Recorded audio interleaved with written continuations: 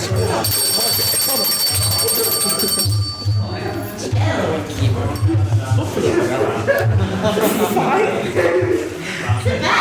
yourself. Fine. Hello, everybody. Hi.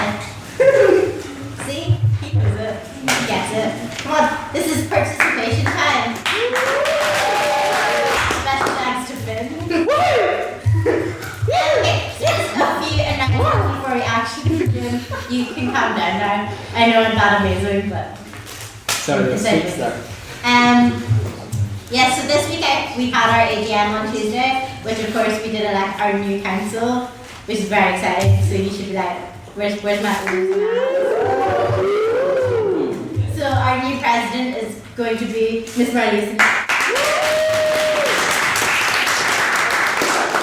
Our new secretary, Mr. Robbie Whiters. Our new treasurer, Mr. Craig Miller. Our new external convener, Mr. Ben Murphy. Our new internal convener, Mr. Owen Mulholland. Our new outreach officer is not here. Lily Matter. She's in there. No, she's already meeting. Our new open representative is James McNally, who's also not here. And then, and then the only second year at is Janet. Everybody who wanted a sneak peek at what next year has to bring, that's it.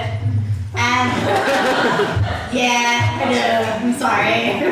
And we had a few amendments as well, which were one to make our representative positions more like a social secretary kind of position. So we're going to put social events under that. And also we're going to have an amendment just to fix up the grammatical errors in our current laws.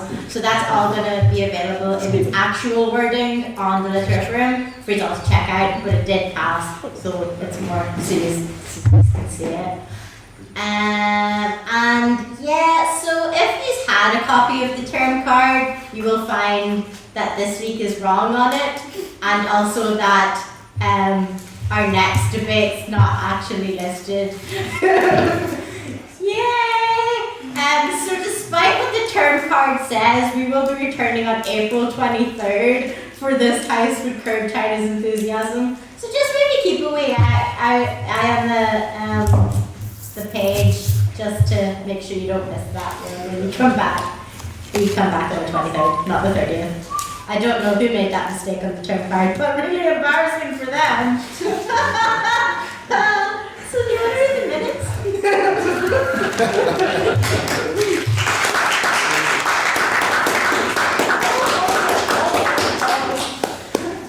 Okay, so the 17th ordinary meeting of the Literature took place on the 19th of March in the Senate Room. President's questions were heard from Mr. Calvin Black, Mr. Craig Miller and Miss Aisha Sobey. President Toriaki then announced the evening's motion, "This House believes that our planet is beyond saving." Mr. James Crowe, speaking first for the proposition, defined the motion as, "Even if we could change our ways, the planet is beyond saving." Mr. Crowe stated that the nation states simply aren't equipped for the huge natural disasters and the tragedy of the commons, and asked for further questions to be directed to Mr. Miller. Mr. Thomas Thompson then opened the case for the opposition by admitting that we are astronomically screwed, but not environmentally. He argued that necessity is the mother of invention, and so we will adapt. He listed the example of the Ice Age to illustrate how we have an ability to bounce back, and he concluded with the thought that we need to set ourselves higher goals. Mr. Craig Miller then continued the case for the proposition, stating that for once he intended to remove his Republican hat and quickly reassured the House that we need not worry about the environment, that ISIS will kill us all anyway. He argued that the cultural change required to combat the damage done to our planet will never be achieved. And then he spent 5 minutes of extra time talking about algae, and that was lovely. Mr. Jack Thompson then continued the case for the opposition and argued that we need government incentives for cultural change. He stated that we need to tackle climate change together through cultural drift. I spoke for an extra 5 minutes on cultural drift and green development in terms of cultural drift. Mr. Harriet then closed the case for the proposition and argued that we are ill-equipped to deal with humanity's decline, so much so that the US doesn't even acknowledge the legitimacy of climate change. He used his extra 5 minutes to talk about a video game based around creating infrastructure and conflict over international resources. He concluded with the inconvenient truth that we are not indestructible. Mr. Stefan Ivanecki then closed the case for the opposition and so the debate by stating his disappointment at the pessimism of the proposition, and he argued the possibility that we might one day discover our saviour, even though so far we haven't been able to embrace cultural drift. He concluded that we are extremely resistant despite nature being so mean sometimes. The debate then went to the floor where questions and points were heard from Mr. Calvin Black, Mr. Brendan Kelters, Ms. Gemma Cannon, Mr. Owen Mulholland, Ms. Aisha Sophie, and Mr. Henry Adams. A vote based on members' opinion, we had 4 ayes, 21 nays, and 5 abstentions, whereas a casting vote based on speaker's performance read 8 ayes, 13 nays, and 4 abstentions. The motion, this House believes that our plan is beyond saving, was defeated. Can I take the minutes as read?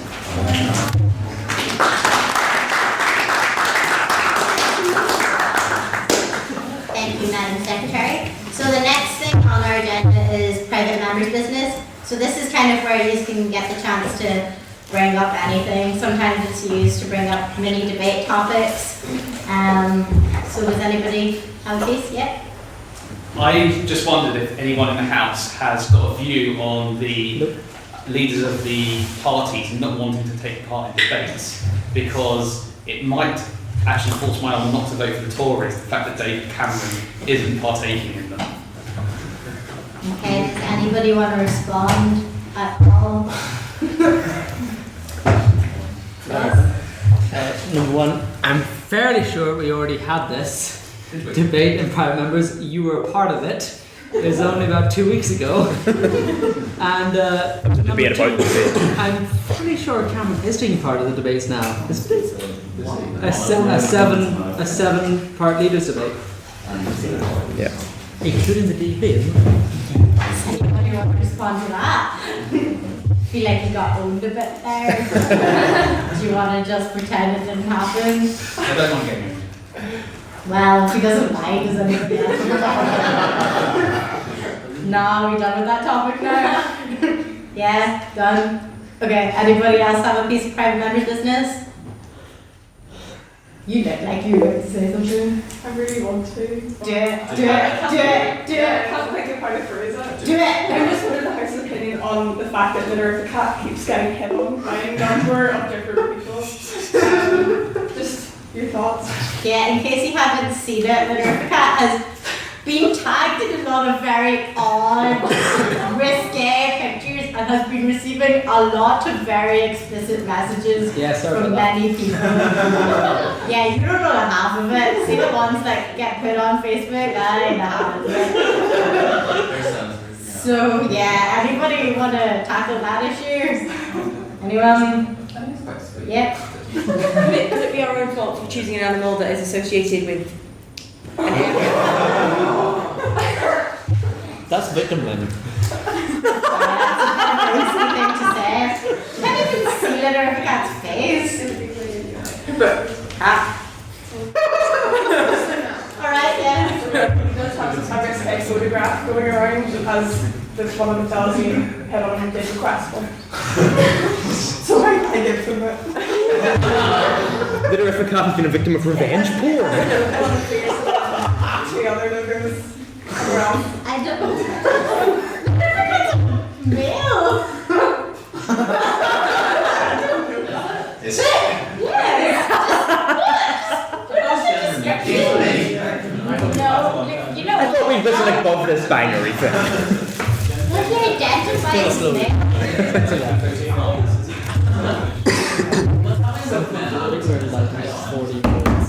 I feel like this piece of private members' business took a slight strange turn somewhere along the way.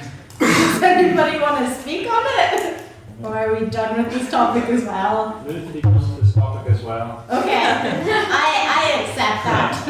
We're done with that topic. So, Any other private members' business? No? Okay. So the next bit is President's question time, where you can ask me anything you want the answer to if you're curious. Does anybody have any questions? Yes? What are you going to do with all your free time when you're not president? What free time? I am going to probably watch Netflix twice as much as I do now. Okay. Any other questions? Yeah. How do you feel about there being a 7-leader summit and conference? A what? Debate. I just stopped listening when somebody asked me what he was talking about. Because I'm really hoping nobody asked me what he was talking about. I don't know. 7's a nice number. Oh. 7 dwarves. Do you knew that was going to be the response to that question? Yes. Since Madam President will be relinquishing her post in a few weeks, you know there's a job going at the BBC. Right. I'm One Direction. Both of them, same time. Alright, I'm game. Let's make it happen. Both of them? Oh, both. You're right. Yeah. So like, Yeah. Any other questions? Yes. What did Madam President have for breakfast? I had some cold Chinese food and a walnut whip. Any other questions? Yeah. what a Madam President have for lunch? Oh, God. Beat that with a stick. Yes. Speaker's version. Are we going to see the return of just 3 minutes? Would you like the return of just 3 minutes? If it comes to the version, actually. You're not invited anymore to just 3 minutes. Listen. Yeah, you're not really. Fair and square. Okay, we know that it wasn't fair and square, and I'm not having this discussion again, or else you get kicked out. You don't cheat at just 3 minutes, and I'm still bitter about it. You know what? Maybe we'll have it when we come back, and you don't take part. Motion to close President's question time. Seconded. Motion accepted. So the next thing was, of course, our debate. Just to go over the rules again. And speeches are 7 minutes long, but the first and last minute protected, which means you can't make an intervention at those times. In the middle 5 minutes, you can make an intervention by standing up and saying on that point, and it's up to the speaker if they take it or reject it. If they do take it and respond to it, then nobody can ask a question immediately afterwards. So if you do that, it's called barracking, and then somebody, probably me, is going to shout for barracking at you and give you a stern read out. And if you keep doing that, then you're going to get fined. Also, if you break the rules of the society, you're going to get fined, which is like swearing or bringing in party polemics or religious stuff. So please don't go down that route if you were thinking about it. Maybe just cross that out if you were going to do that. The speakers can, if they find that they're going over time, put the motion to have an extra 5 minutes. However, please don't do this unless you really need the extra 5 minutes. We do want you to keep within your 7 minute time frame just because that is part of debating. And also, if someone does, I would like the House to seriously think about if the person deserves the extra 5 minutes and not just let everybody have the extra 5 minutes like maybe you all did last week. So we ended up with a debate that was twice as long as it had to be. Stern look to every single one of you. Yes. And I think that's all the rules. So the motion tonight is this House only give to the developing world. So I'd like to welcome Ms. Beth Wilkinson to open for the proposition.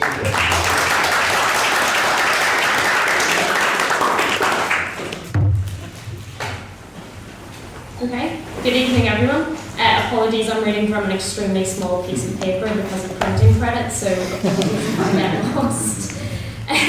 First of all, I would like to say that all of us on the proposition realise that this is potentially controversial, and we're not here to tell anybody that the charity work that they've done already is not worthy. It is, and we encourage that.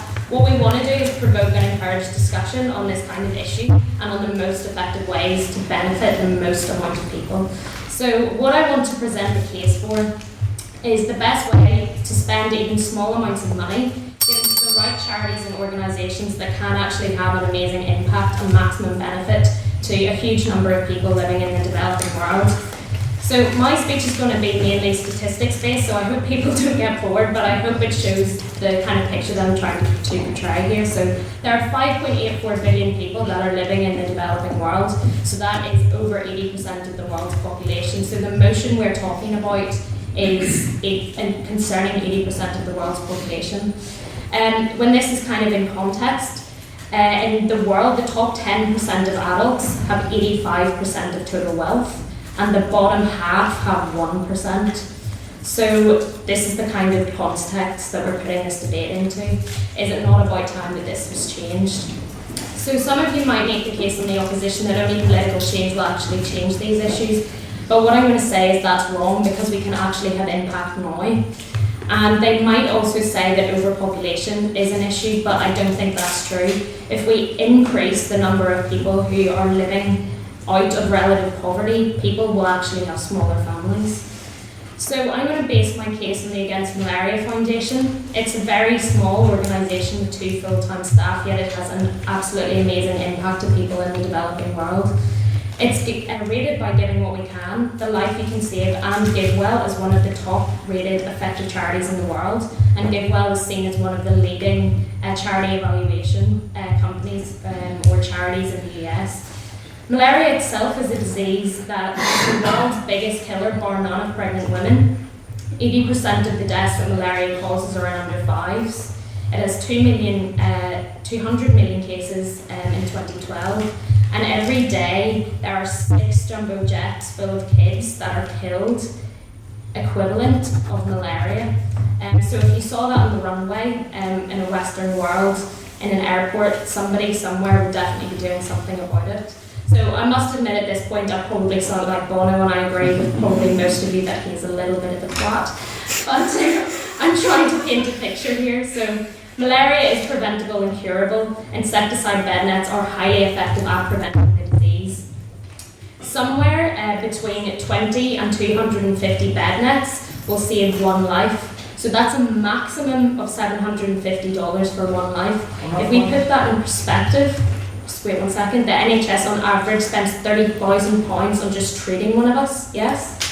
You seem to be arguing that this house should give to the needy world rather than this house should give to the developing world.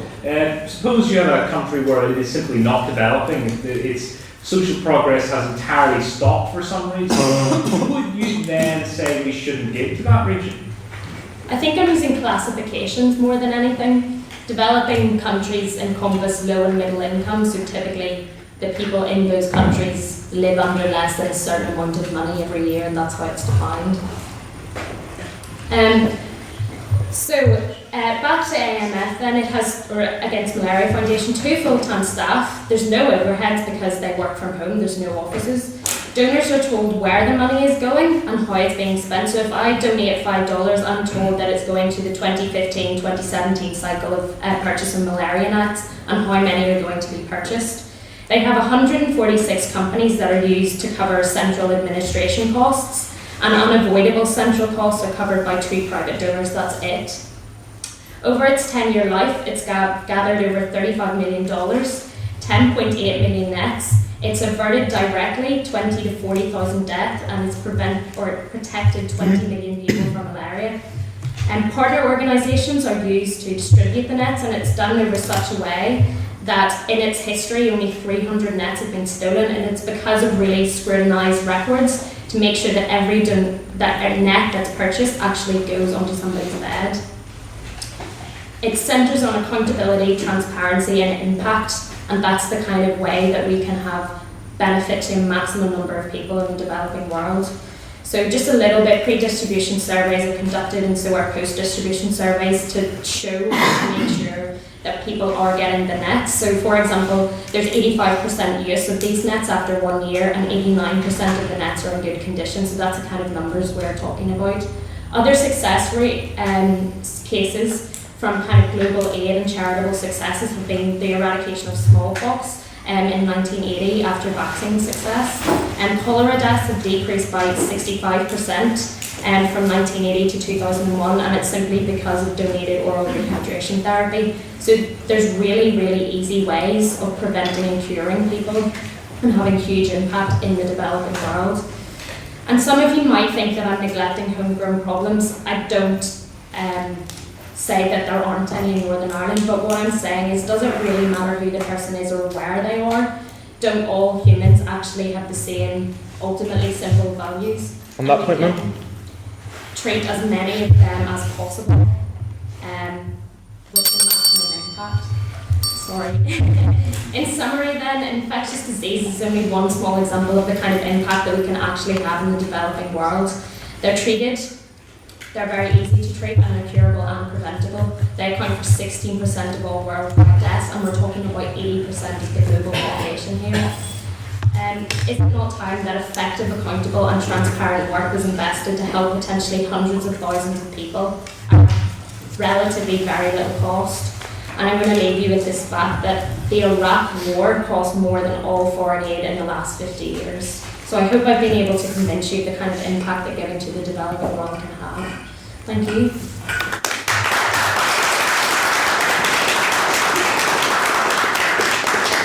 Thank you, Ms. Malcolmson. I'd now like to welcome Ethan McLaughlin to open for the opposition.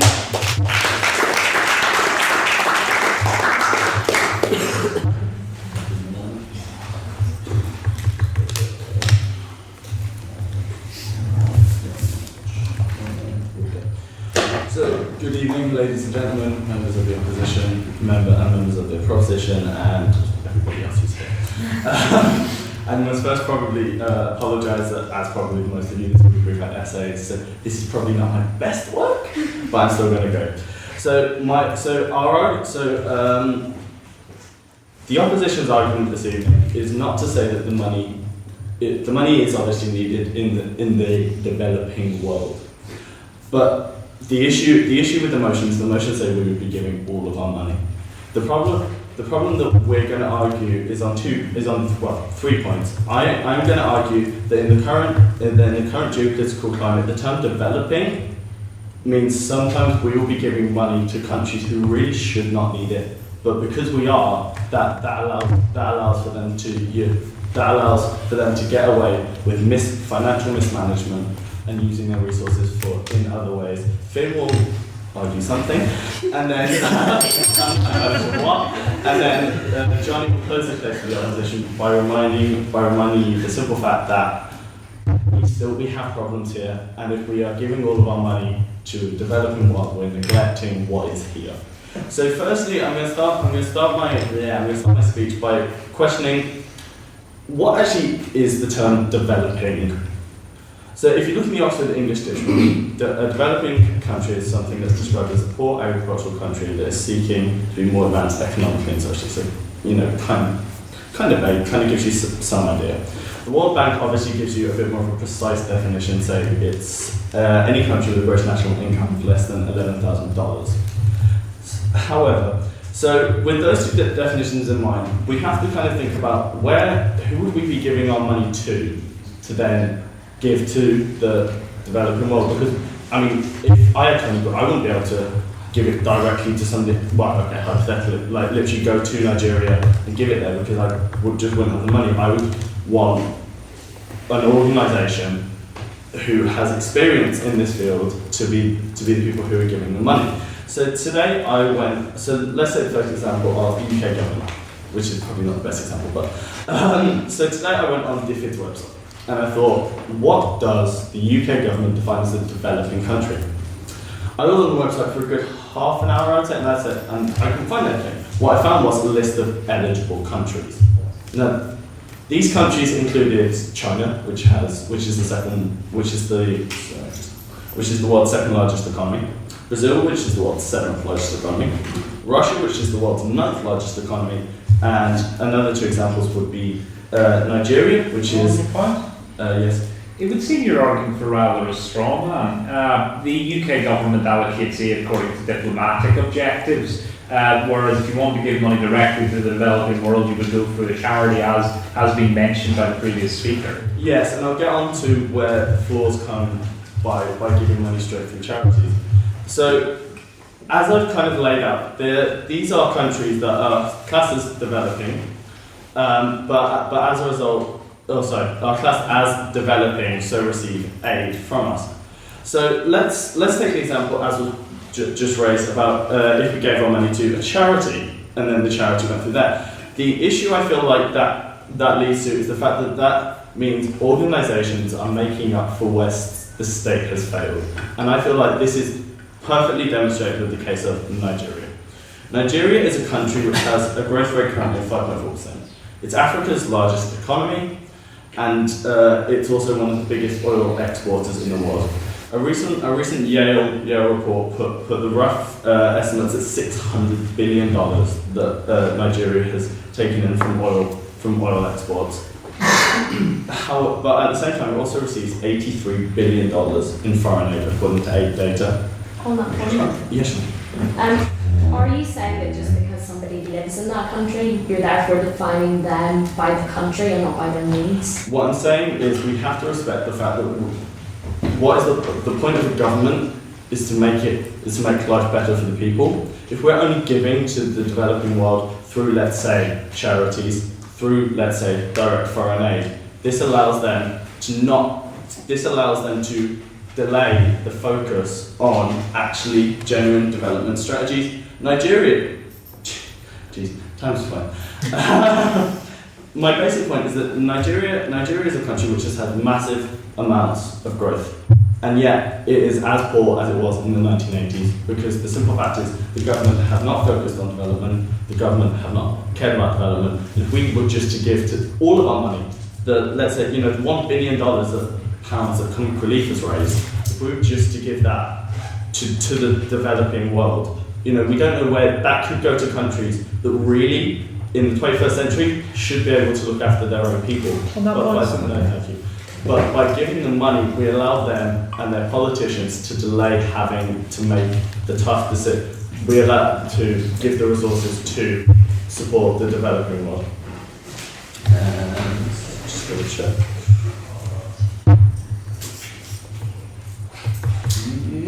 Yeah, I think that's thank you very much.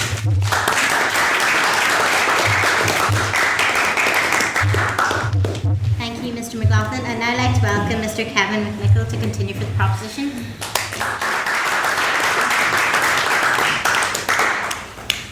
Yes, thanks very much everyone for coming along, and thanks very much to the Networking Society for allowing the Giving Open Canada Society to organise this motion for tonight.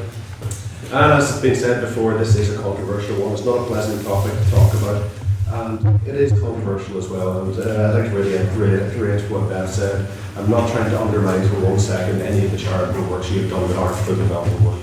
If you've done good work for the developed world, you have done a good thing. I'm not telling you that you've done a bad thing, but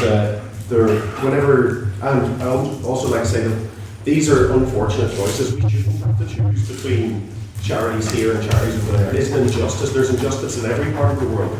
But whenever you have a pound in your hand and you're going to give it to a charity, you have to decide where it best has to go to. You can't just, you should give it to where it's needed most, and that's what we're trying to say. And my argument is based on 3 points. The first 2 points I think are so self-evident and obvious that if you don't agree with them, I simply don't know how I'm going to be able to argue with you. They're just empirical facts. But if you want to interject during that, go ahead, but really, frankly, I don't know how I'm going to be able to help you out. The third one's where I think the controversy is going to lie. And I understand that a lot of you, probably most of you, don't agree with this motion, and I understand why. Because I think it comes down to this third point. But I'll start with the first point. Number one, there is more suffering in the developing world than there is here. Is anybody not happy with that one? For a start, there's Surely suffering is bad no matter where it is, and surely when you walk down the Dublin Road and see the number of homeless people, that is the most shocking in a former global superpower. It's not more shocking than some of the pictures I've seen about parasites to children. 80% of the world lives in the developing world, as we've heard. So if all things were equal, there's already more suffering in the developing world. But as we're well aware, all things are not equal. Things are desperately unequal, to the point where I don't even think I could list out more statistics to you. 19,000 children are going to die today needlessly. 83% of children under 5 years old who died or died needlessly of diseases they don't need to. I'm going to move on from that point because I think I've covered that one. Number two is very much what Beth was saying. It's more effective to give to the developing world. Some charities are 1,000 times more effective than others. One scenario is that the money it costs to train one guide dog, you can cure between 300 and 400 people of blindness in the developing world. I care about blind people here. I think it's an injustice. It's horrible way that the things that happen here. But if all people are equal, we have to see what is most effective. And that brings me on to the third point. This is the slightly radical notion that probably most of you won't agree with, but I'd like to suggest it anyway. It's all people are equal. All people have an equal right to life and happiness and health. This is something that we don't actually emotionally feel generally. It takes about 10,000 people to die in the third world before it makes as much of a news story as one celebrity in the West. Perhaps it's because we have citizens, we share a citizenship of a certain country, and therefore we have more loyalty to people within our country than people who aren't. You're absolutely right, and we do. That's just a statement of fact. We do have more loyalty to them. That's saying here we shouldn't. We shouldn't have more loyalty to people here than we do there. I think it is perhaps in some mists of time, evolutionary, this had some benefit for us to think about our own. And it used to be that we aren't able to give to people far away, so we didn't really have to care about them as much as we do here. But what I'll say to you now is, it is just as easy to give to people here, and it's even more effective, and we have as much a duty to people there as we do to people here. I have as much duty to Beth's welfare as the person in the corner of the room. The distance away from us is irrelevant ethically. It doesn't matter. Neglected tropical diseases like malaria and schistosomiasis, they're just that, they're neglected, people don't care. And that's what I'm trying to say we should change. And if you think all people are equal, it has to go towards most ethical. Now, I'd like to leave you with by all means. It doesn't necessarily have to go from all people are equal to we should try and treat all people equally. I mean, people, for instance, have adaptive preferences, so they might not necessarily have, if you think your ethics is about trying to give people what they prefer from life, then you might not actually have to give everyone equal, because they might like different things, for instance. Yes, and we do like different things. We do have a preference for people here.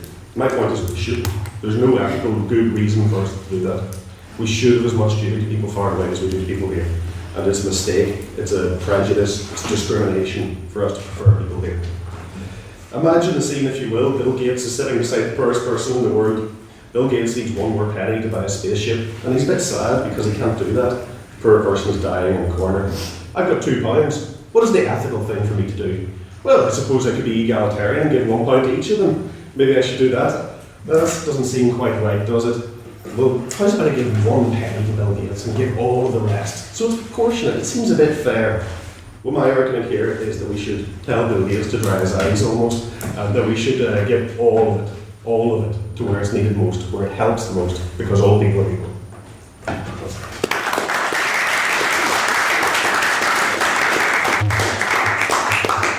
Thank you, Mr. McNichol. I'd now like to welcome Mr. Finn Rogers to continue for the opposition.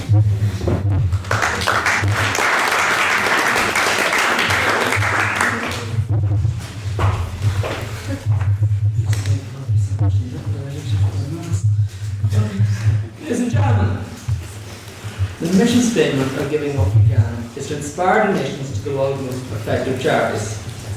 Now, to me, it doesn't seem to have a whole lot to do with what country the money goes to, but you know, I'm pretty drunk. Kiva is an example of a charity that operates the world over. That's in countries that include the US and Israel. Those are countries that really can't be described as overdeveloped, as developing. They are overdeveloped, much of the waste time of the citizens. And they have, how they operate is individual citizens from those countries make an account on the website, and it's a bit like Kickstarter, but worthwhile. They ask for money for a loan to set up a small business, or to pay tuition fees, or buy a laptop for to help with their college work. And they currently have the repayment rate of 98.75%, so I'm pretty sure that's a good, there's some good things about them. And And that's the best way to bring the most benefit to the most people, as Beth said earlier. By giving people the means to help themselves, not by just writing them a blank check to build a well in the village that will need various maintenance work, and in 5 years will just fall down when it's knocked over by a herd of bison.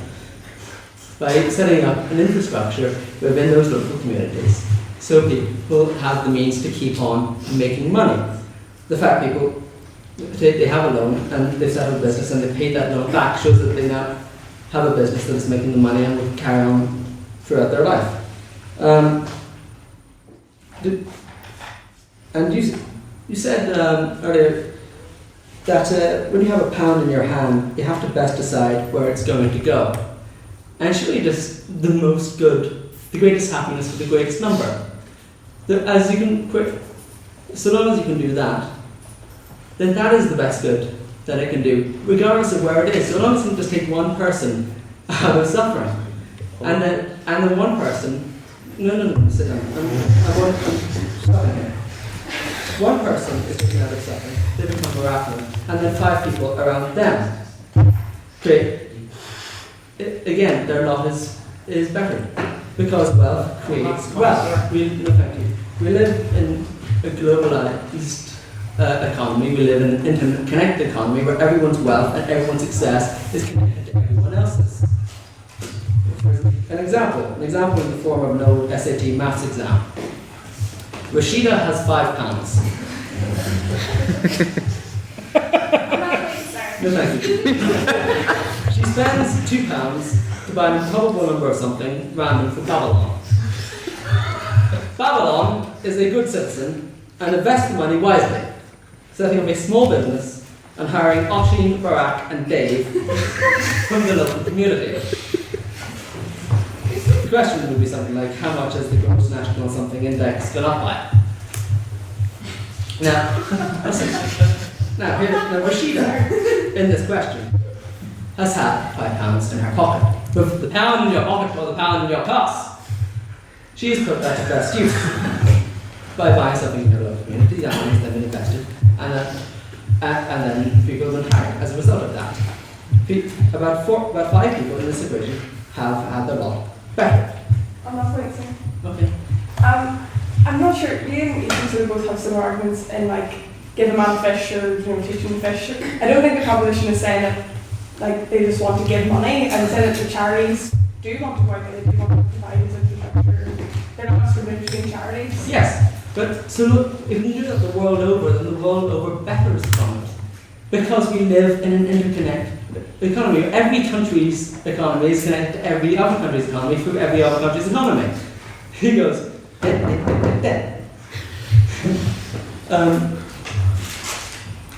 big points. So,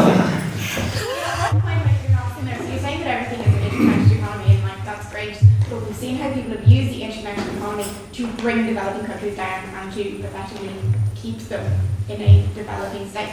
Yes, but the very fact that people use the interconnected economy to bring developing countries down proves that they can also use it the other way, to bring them up. On that point, sir? It's just a question of people just getting better people to do things. Go on. Well, this is what we're proposing. We're proposing that we are going to give to bring up. What precisely is your objection to what we're supporting? You're saying this has been only given to developing countries. Yes. I'm saying this has to give to suffering people throughout the world to bring the suffering up and to decrease the number of suffering people in general. There's a lot of suffering people in developing countries. There's a lot of suffering people in developing countries. Yes. Okay, but so long as we can bring the total number up, that will then there'll be less people at the bottom. And then it's easier to bring the total number up. On that point, Yeah. is the point that we're not trying to bring up the people at the 50% at the bottom who have 1% instead of focusing everybody and bringing up the people at the same rate who are already at the top? I think I'm watching this Prime Minister. Can I say that again? Is the focus not to bring up the 50% at the bottom who have 1% instead of focusing on everybody, because the people at the top really don't need anything else? Yes, but you define the people at the top as people in developed countries, eh? Yes. in Miss James. Oh,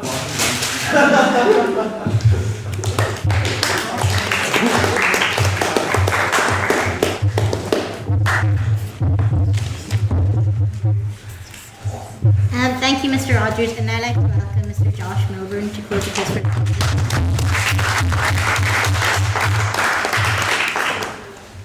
I was going to start by responding to some of the things that have already been said, but I mean, that job's already been done for me. Mr. McLaughlin, I would like to say that you did make an interesting point. So as I understood it, your point was that in the current climate, some developing countries where there's an awful lot of suffering, these are countries where the government should be doing more, their government should be doing more to stop it. Agree. Of course we agree. Of course we agree that there are governments in the third world, developing world, whatever phrase we want to use, who are doing a bad job. But there are still people dying. There are still people dying of easily curable diseases. People dying of easily curable diseases when we can stop that by giving some money. And that's all we're talking about. So yes, we want to see political change. Feel free to come back at me when the bell comes. Yes, we want to see political change. But in the meantime, we can save some lives very, very easily.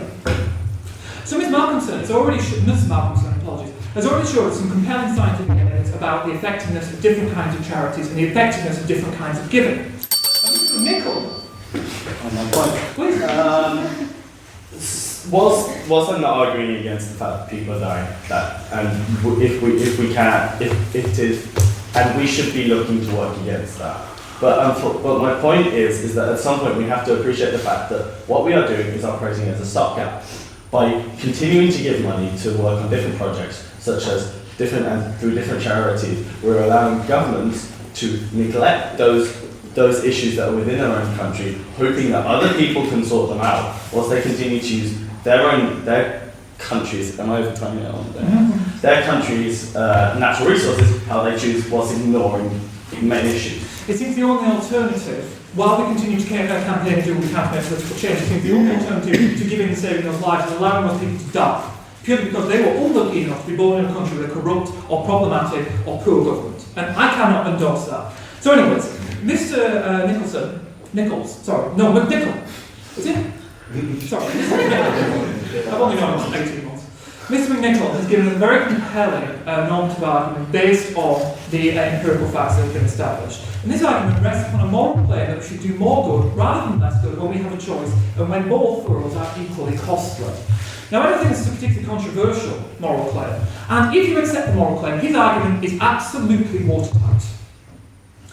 I'm going to talk to those of you who are not convinced by that moral claim. So let's take an example. Let's say I'm a brilliant biochemist, and I'm walking down the street and I see 10 people, and I see 10 people who are dying of the poison. They've recently been poisoned. I happen to have an antidote in my pocket. I can save one who've been badly poisoned, or 9 who have been unslightly poisoned. The others will die. Under Mr. McNichol's argument, we have a compelling reason to save the 9. But let's make this case more like the developing world case. There are 9 who are dying, and 5 of them are dying because of my actions. This is the important point. We as a society, are causing a significant amount of suffering in the developing world, and this gives us a justice-based reason to do what we can most effectively to alleviate this suffering. Please. What about the suffering that we're causing in our own country, say domestic violence towards women? Good. There is a lot of suffering that's being caused in our own country, and we are doing things to alleviate this. We are already paying, not through our own choice, we are already paying taxes which lead to welfare provisions, the NHS, education, etc. So we are helping those in our own country. We are talking in this debate about charitable giving where we have a choice. The charitable giving that we are choosing to make. Not right now. So, this moral principle that we have a duty to help those who we have wronged, who are suffering because of our action or inaction, seems to me an even less controversial moral principle than the one endorsed previously. So, the question now is, are we causing these things? Are we causing this suffering? Let's take famine. The typical image of suffering in the third world is of a child dying for want of food. Famine is a socially caused problem. There is this myth that famine is natural, that it's some kind of act of God, or that it's just an ecological brute chance. Now, Marty said, a Nobel Prize winning economist, even managed to convince economics, probably the most conservative academic discipline there is, that famine is a social, economic problem. It is human caused. And when we see famine in Europe, we all accept this. Take Holodomor. Okay, this is please. Marty said argument was caused by dysfunctional market structures. Markets do not distribute responsibility perfectly. Certainly, if there's a famine happening in the third world because of a dysfunctional market structure, my participation at some distant end of that market structure is not enough to make me responsible for that whole famine. A good point. It's not quite what Sen says though. Sen is a bit broader than this. Sen identifies, and since all those working in Sen's framework have identified, that there is an incredibly complex multitude of causes of famine. Anyways, take Holodomor, the Ukrainian famine in the 1930s. We all know that this was caused by the Soviet Union, and we don't mind admitting that. But when we see famine in Africa, this is a natural event. This isn't caused by the humans. Of course it is. How are we causing this? Well, our markets demand crops that are useless to local markets: coffee, tobacco, chocolate. Our national and transnational governments subsidise food crops from the West, forcing the third world out of the market. Our government controls the seed market, choosing who gets which seeds, when and how much. The West has the economic and political power to control what is grown in the third world, developing world, and it uses it. Our governments use that power. Now, it doesn't matter to what extent we are responsible. We're not wholly responsible. Sure, there are also other factors. But we have a degree of responsibility. And that's what we actually need. Good Lord. Climate change, not just climate change, is happening. It's caused by us. It's caused by our overuse. It's caused by our unsustainable actions. Okay, it's affecting the developing world. Bangladesh is getting wetter. Every storm, humanitarian crisis. Sub-Saharan Africa getting hotter, exacerbating the food situation. Kabati is literally vanishing under the waves. Our grandchildren were born into a world where Kabati does not exist. I mean, these are just a couple of examples. I could give others. It doesn't matter what example I use. The point is that we are causing suffering in the third world. We are responsible for suffering in the third world. And under any sensible moral framework, the fact we are causing these things, the fact we are responsible for these things, imposing upon us an obligation to aid. This is a demand of justice. Not simply a demand that we do more good, but a demand of justice. That we right a wrong, that we do what we can to compensate for our wrong. And this is why we should give our money to the third world, and this is why we have to support proposition. Thank you.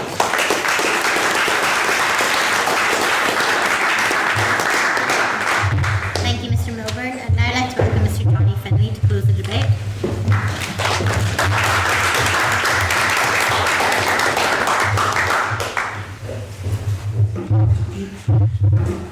It's been conservative for 7 more minutes.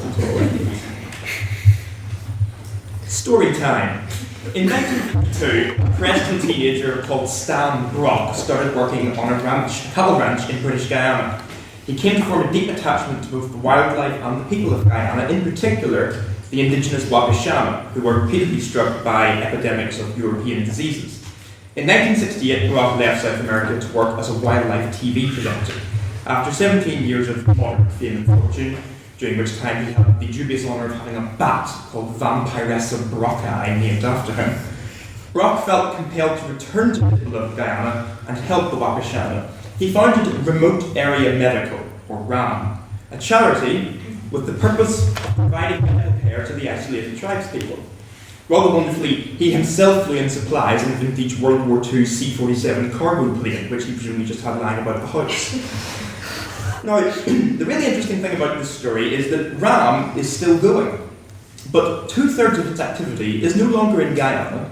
It's in the richest, most powerful, and one of the most developed countries in the world, the United States.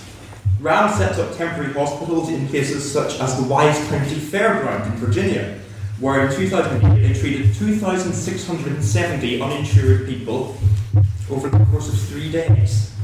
Right now, they're aiming to raise $5 million for the distressed corridor region of the Appalachian Mountains, where they estimate that 180,000 people, that's 15% of the region's population, are in urgent need of healthcare access. Now, they're isolated and poor rural communities, but that figure is representative of the country as a whole, where a Gallup poll of July 2014 showed that despite Obama's reforms, 13.4% of the adult population, that's 30 million people, are still completely without medical insurance, with millions more without adequate insurance for all eventualities. On that point, Yes. I don't deny that there are 30 million people insurance covered, but there are 200 million people that are infected with malaria every year, and that's just one disease. Yes, that's, I mean, 200 million is more than 30 million, but the way the proposition is worded would only give to the developing world makes it sound like 30 million is zero. Now, Rand is making a small dent in that tragic figure, but the people whose lives they've changed, Stan Brock and his volunteers must reflect again. This astonishing story reminds us that the level to which a country is developed is not necessarily a guide to the need of its individual citizens. We will come back to the problems within developed countries in a moment, but before that, allow me 2 disclaimers. First, I'm not here to argue against giving to the developing world. What I want to argue is contrary to this motion, this House should not only give to the developing world. Second, you can't argue against me by saying that the problems I'm about to detail could be solved through structural or political changes, since, as has been pointed out, the same point could be made against you. We are assuming that these changes are not going to happen anytime soon. It's about what we can do right here, right now. So, problems which exist in developed countries, which are not being adequately addressed by government or, God help us, the market, and therefore need private initiatives of magnanimity, aka charities, to help them. Serious diseases like mental illness, cancer, HIV/AIDS, and yes, ALS. Yes, you can look at last year's Ice Bucket Challenge cynically and say that it's grossly disproportionate for the ALS Association to have raised so much money in so little time for such a relatively rare disease. But implicit in this criticism is that the money should have gone somewhere else, which in turn suggests that the people had already decided to donate a certain amount to charity, with the Ice Bucket craze simply making the decision for them as to where it went. On the contrary, Professor Stephen Lee of the Centre for Charity Effectiveness at Cass Business School in London has the following to say about so-called charity cannibalisation. There is no evidence to suggest that charity cannibalisation exists. Things like the ALS Ice Bucket Challenge result in spontaneous giving. Regular giving to charities of one's choice is much more measured, and a one-off spontaneous donation is highly unlikely to affect that. In other words, this is money which would otherwise have gone towards clothes, food, alcohol, or would just have sat under the bed. Yes, it went to ALS instead of Médecins Sans Frontières, but it also went to ALS instead of going nowhere. Another problem, environmental damage. You may have noticed that we're destroying the planet. To argue that this is relatively unimportant is chronological favouritism. No, thank you. It seems that fighting climate change is less important than fighting poverty, because right now climate change is not currently affecting people in the same way. But it will get worse, and there's no point in solely focusing on those people who are alive today if by doing so we condemn future generations to ecological cataclysm. No thank you, no thank you. We simply can't afford to wait. Social issues and marginalised groups within developed countries. Think of Age UK, think of Stonewall, although it's far from perfect. Think even of the development-focused Oxfam, who tells us that 1 in 5 people in the UK live below the poverty line. Governments in developed countries have failed to solve these problems. On the contrary, by allowing themselves to become isolated in a world of statistics, deficits, inflation rates, and efficiency targets, not to mention ridiculous soap opera issues like whether they will still be running the country in 5 years' time. No thank you. Neoliberal politicians, like their liberal predecessors, in the 19th century, have become utterly detached from the issues which most demand their attention. We look back in horror at the conditions in Victorian factories and slums, while rich politicians put their faith in the free market to ensure productivity and prosperity. This is still happening, and what's more, it's happening on our doorstep in our country. Now, charity begins at home is a stupid, parochial, tribalistic maxim which defines the worth of human beings by their proximity to oneself. Charity does not begin at home. But no less harmful is the idea that charity ends at home. The belief that poverty, exploitation and discrimination, not to mention environmental despoliation and diseases to which we must one day find a cure, are problems which do not exist in Western countries to a sufficient degree to merit our concern and our charity. Yes, of course, give to the developing world. But also remember the poor and marginalised Westerners which the rich and successful West have left behind, and vote against this motion. Thank you.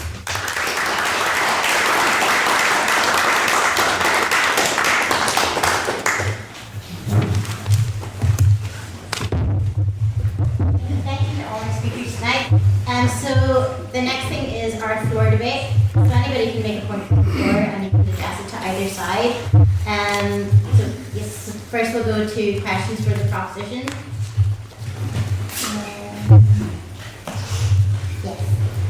The point of the proposition made about the comparison between Bill Gates and someone who's dying of malaria.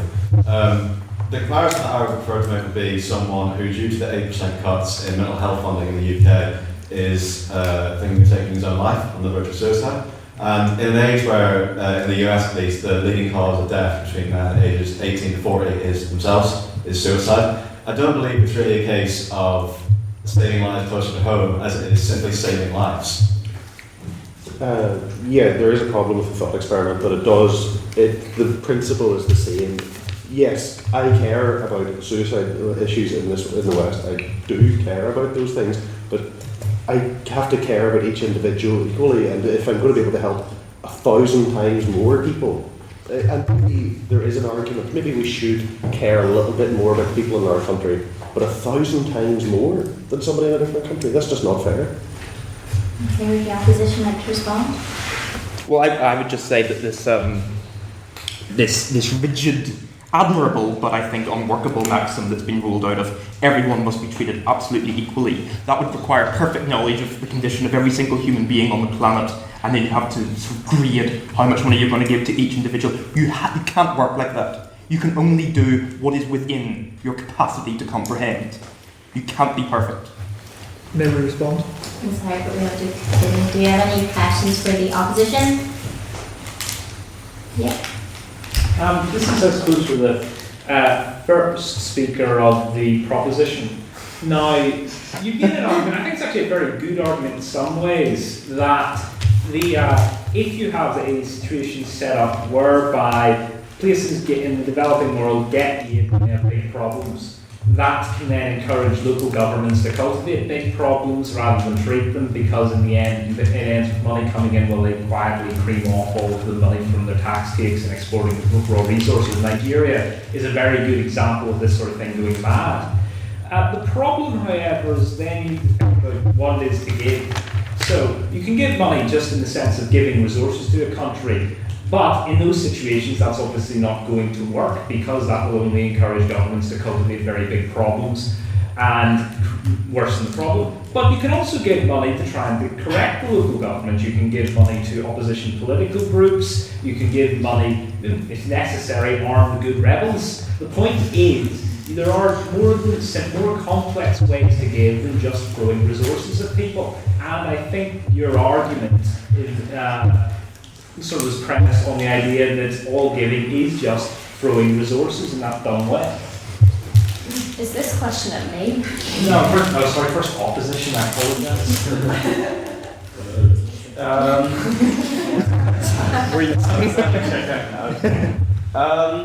Mr. Bogdanovich, please stand. Oh, yes, sorry. Okay, so if I understand the premise correctly, you're arguing that I was putting forward a motion that we would just, by just giving money, you're just giving resources, you're just giving out. More or less, yes. I thought that was sort of the premise of your argument. Okay, and again, correct me if I'm, but if somebody is just, if we're talking about giving money, then isn't that all what we're doing? In terms of where it goes after that point, that is something that's beyond that is something to some extent that is beyond my control, because if I choose to give to a charity, let's say for example Oxfam, I'm choosing to give to them because of the fact that they know what they're going to do with it as a result. If they then decide to give it to the Nigerian government, which in some cases is the example, I then should not be, I don't see where my responsibility or how it's just me throwing something away if the Nigerian government, who has received my money from an organisation that I chose to give to, then chooses to misuse the money. Is that some way covered? Sort of. I mean, I think you sort of characterise the argument in a broad way. Okay, cool. Would proposition like to respond? Okay. Are there any points or questions just on the motion, so neutral points? Yeah. So there's sort of a bit of, I guess, disparity between profit and output. Some people saying charity and some people saying aid, and there's sort of a bit of difference there. So I guess my question would be to the proposition, if the motion was indeed we would stop giving charity, within somewhere that's not the developing world, and so to say we would stop giving to Breast Cancer UK or that sort of thing, how would the proposition respond to that? And then to the opposition, sort of the reverse, I guess, if that makes sense. Okay, opposition. Yeah. As I was in the proposition, we were talking about charity. And as I said in response to the lady in the blue dress, we are already giving to those around us, those in our own state, through our taxation. Okay, so I'm not supporting any kind of end of the welfare state. I'm not saying we need to abolish the welfare state and send it all to Somalia or whichever developing country we're choosing to keep aid. All I'm saying is that our personal charitable giving should be directed at the third world, and we presented 2 reasons why we thought that this would be committed. The answer is to look at this in a more global perspective. The answer is just to change the way we finance help. There is no reason we can't give money to charities that work on a global scale. Those are the charities that are the most effective, the ones that do the most good in the most amount of places. That is how you put the pound in your pocket to the best use. And in terms of aid, it should work on the same level, because the UK personally has benefited, has benefited from aid from other countries. The US in the 60s give a lot of money to Wilson's government, which financed their ambitious social program. Okay, so do we have any questions for the proposition? Yeah. So I can kind of 100% see the equal people, equal everything, but if we give everything, if we give all to the developing countries, then possibly are we going to miss out on the research, and there's lots of things like the cancer research that Sophie mentioned, Diabetes UK, diabetes everywhere, there's lots of things, even how to treat malaria. If we stop giving to that, then maybe will we lose out on helping people in the future in the developing world? Like, is everyone going to be lose out because we stop giving to those charities in those places? I think there's already a preferential basis of research going to the developing world. So pharmaceuticals companies are not interested in diseases that affect poorer people in the developing world because they simply don't think they have the money to pay it. So until they go generic 25 years later, they are not going to make any money. They have to reduce the price of their drugs. So what I'm saying is that even the research into those kind of diseases is not going to have any impact in the developing world, because there will be no transfer of that sort of knowledge. Because if the simple diseases can't be treated and people are dying early, then there's no need in the developing world for that sort of knowledge. Although I do admit that it is of interest where we live, but our kind of taxes can fund that research. Would the opposition like to respond? Well, I might be able to say something really ignorant because I didn't know anything about disease and pathology and things, but quite a lot of the diseases which are affecting the developing world are diseases which have been conquered in the developed world. So the medicine already exists. So what charities do is provide it as opposed to funding research into new things. So, I don't know why that's an argument for our side. It made sense in my mind. I'm sorry. Do you have any questions for the opposition? There's a couple of things that have actually come from Africa, more than a couple, to Western world, such as multi-resistant drug TB and the problems with HIV medication that we've got right now. So it's actually in everyone's interest to invest in the developing world in our country, because we now have real issues treating TB, for example, here, because of the problems that we have funding the treatment there. And they've not had the correct treatment and the correct compliance on their medication regimes. And the main thing that we're getting right now is TB, but there's plenty of other examples you can give. So unless we actually give to the developing world and start treating these conditions properly, we here are going to be getting affected from them. We are now, and it's only going to be getting worse with the increase in travel that's going on in the world. Just after someone. I think nothing that you just said was incorrect, because the fact is we are facing a very extremely difficult situation. It's just what we are arguing against I mean, you said it yourself. We do need to invest into the developing world, but we don't need to invest everything. We are arguing what the motion states. We're not arguing that the developing world does not require financing, because that's an ignorant argument to make, because it's not true. We're arguing what is the motion. Practitioner directors. No, it's perfect. Are there any questions just on the motion? Future points, Kip? I missed most of the debate, but I wouldn't make a point anyway. Giving is inherently a short-term solution, surely. So I would ask either, preferably both sides in the debate, whether they would consider investment in developing countries to be something that we should be considering, because it is a long-term solution to whatever the problems may be they infrastructure or medical, as opposed to just throwing money at problems in the short term. Plus, there is a return then on the investment before we ever give the money in the first place. I think that's what I was trying to say. It was, yeah. Proposition like to respond first. I said at the start of my talk that this charitable giving isn't necessarily a solution. Structural change also needs to happen. That's not that's not the motion's about. It's about, you have money in your hand. Where is it going to go to? Is it going to go here or is it going to go there? Second of all, I slightly overegged that point. Charitable giving is actually a solution. If 0.7% of the GDP of the top richest countries went to the developing world for 20 years, that's extreme poverty gone forever. Forever. It'll never be back. This is how effective some of these charities are, is that these are actually solutions. Some of these conditions like schistosomiasis, they're going to be gone in 20 years, whether or not we give any more to them. But this is just a matter of getting it done faster so it's more leisure saved. Opposition, would you like to respond?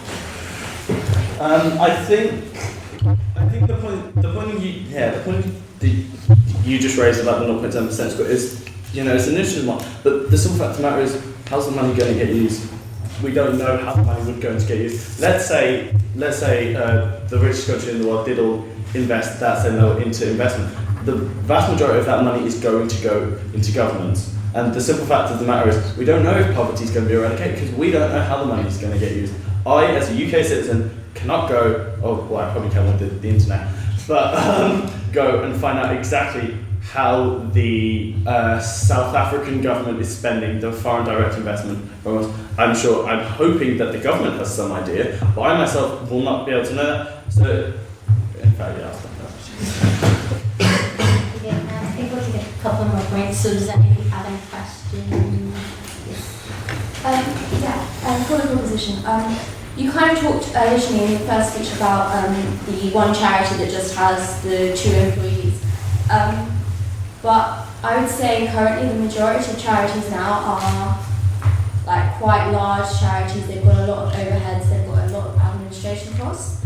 How do we counter the majority of the money that people give being used for these administrative costs and overhead costs? How do we make sure that the maximum amount of money possible goes to the people in need? Yeah, I would take this one. So I think these kind of charities, the ones that are like in 3 kind of aims. One is accountability, the second is transparency, and the third is impact. And I think they will be points that in the future will be the main aims of charities. And I do admit that charities now, a lot of money is spent on overcosts, but we don't need to have it that way. A lot of these kind of charities that are being set up, the money is given directly to the third world, and it does have a great impact. So I think we really do need to step away from those kind of charities, and if we can, give them money so that it will be spent on the people who actually need it. Okay, would the opposition like to respond? Okay, I feel like it was a very direct point out the proposition. So. Are there any other questions? Yeah. I have a question. I suppose for the proposition, which means a term, but I'll make it anyway. This is, I suppose, mostly for the third prop, actually. I missed a point in your speech. I'm glad to hear you mention Marxist Send. That's one of the very interesting things to say on this sort of topic. Now, you pointed out that Marxist Send, first of all, people who followed him in his own work developed that famines are very horribly complicated phenomena. There's a lot of weird stuff goes on, most of it human caused, market problems, badly designed institutions, etc., etc. But isn't that exactly my point? When you have a situation where the causal mechanisms are this complex, simply because they involve a market that I am part of, it does not follow that I am responsible. Causation does not indicate responsibility at the best of times, and it really does not indicate responsibility whenever that causation is of a contributory nature, and a very small contributory nature, and in the midst of an incredibly complex system. The second point I would like to make, and this is sort of to develop on a point I made against the second speaker from the proposition, which I didn't get to give enough time, so I didn't want to eat too much into your own time actually at the time, but I think I didn't give it very well. It was the point about adaptive preferences, which is another idea of Marcus Sen, and the point is, there were studies done in India, and they compared people in different wealth brackets and their anxieties about different elements of their life. Health, I think, was the one they concentrated on. And they discovered, strangely, that people living in the poorest communities with the worst access to healthcare actually had much less anxiety about their healthcare than people living in blue communities. The reason was they couldn't solve these problems, and because they couldn't solve these problems, they stopped worrying about them so much. The bizarre implication of this, if you're going for rigid utilitarian ethics, and I think it is a bizarre implication, but it's something you need to bear in mind as a utilitarian, is if people are not caring about these things so intensely, then perhaps there's not the rationale to give to make them disappear, make these problems disappear, doesn't exist because it's not really a problem that's affecting people as they experience it. So those are the 2 points that I think have something to do with what Marty said. Can I request that as there were 2 questions, I answer the first one, Mr. McNichol. I think that's very good. So, excellent point. Very good point. I concede, of course, that there is a difference between responsibility and causation. Okay? And at the end, I actually endorse 2 principles, which I think you may have noticed. One is that if we have caused something, we have a responsibility to rectify it. The second, if we are responsible for something, we have a responsibility to rectify it. Now, I think the responsibility point is a lot clearer. Okay? That's a much more acceptable moral principle. If I punch you, I owe you something in return. But if I happen to cause you to be punched through some accident, by perhaps suggesting that you have a punchable face by accident, then it's less clear that I owe you some compensation. So there are 2 different. It's an implication. So there are 2 separate principles there, and you're right. The famine, Sen has shown us, and a lot of subsequent work in the social sciences, the hard sciences, and the arts have shown us that famine is an extremely difficult, multifaceted issue. I also raised the example of global warming and anthropogenic climate change. And the point is that we as individuals are making an incredible impact, even if we do our best to live without having an incredible impact. And by the way, if you don't believe in anthropogenic climate change, you're wrong. It's happening, okay? So let's hear nothing of that. But you as an individual, everyone in this room is having an incredibly huge impact in their individual life. And we add up. We each individually have causal responsibility, and now that we are aware, if you weren't aware before, I've just told you, now that we are aware, we have a degree of moral responsibility as well. So the famine case is an interesting one, I concede, and I do not have the time to have a full-on argument with you about the causes of famine. Maybe in the pub. But in the climate change case, I think it is more interesting. And also, take a look at the work of David Miller, who's done some very interesting work on responsibility. So we have causal responsibility, we have moral responsibility, but we also have responsibility, potentially, to rectify bad situations, even if we are neither causally nor morally responsible. Excellent work, worth reading, and relevant to this. Thank you. So if I follow your argument correctly, it seems to be that because there's so much chaos and disorder in the developing world, that they live in a world with so much fear all the time. Somehow they don't fear death as much as we do. Somehow us in pain is more than them in pain. The suggestion they don't worry so much. 19,000 children die every day. Like, I'm just going to reiterate what I said at the start of that there. If you think there's more suffering in the developed world than there is there, I don't know how to talk to you. I just don't know how to convince you. It's just such an outrageous idea that somehow we have a higher capacity for pain over there. That's dehumanising and it's awful. We're sorry. The opposition like to respond?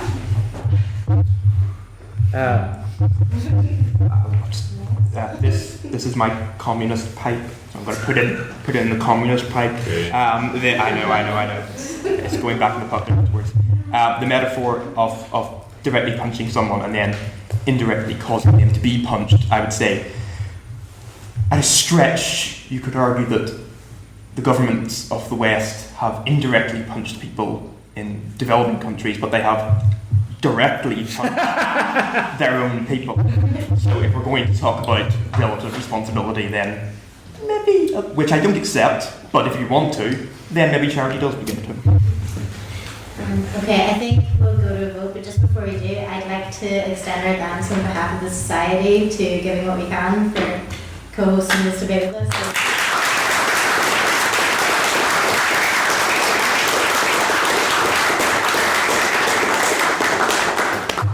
So the motion tonight is this House would only give to the developing world. So we will have 2 votes tonight. So the first vote is what you personally believe. So if you agree with the motion, please raise your hands and everyone can vote on this. 6, Madam President. Do it again. 1, 2, 3, 4, 5, 6. Still getting 6. RQC 7. 7, sorry. I'll settle for that.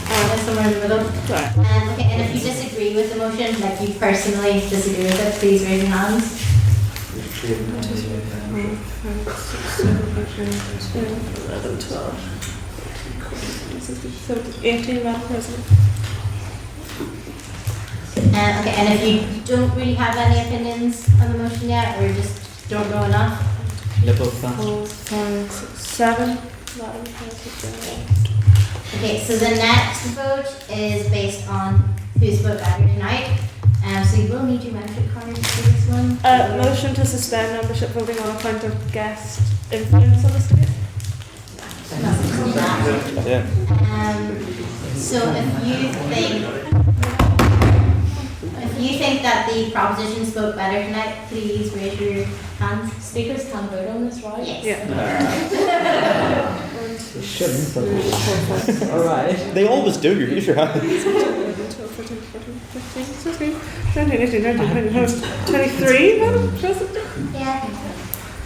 And if you think that the opposition spoke better tonight, please raise your hands. 2, Madam President. And if you think both sides were really good. 1, 2, 3, 4, 5, 6, Madam President. Okay, so the motion passes.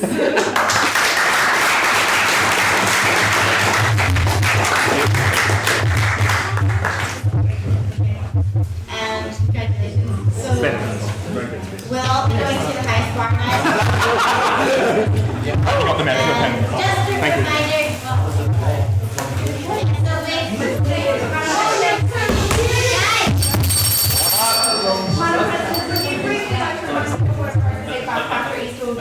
reminder. We do have spaces.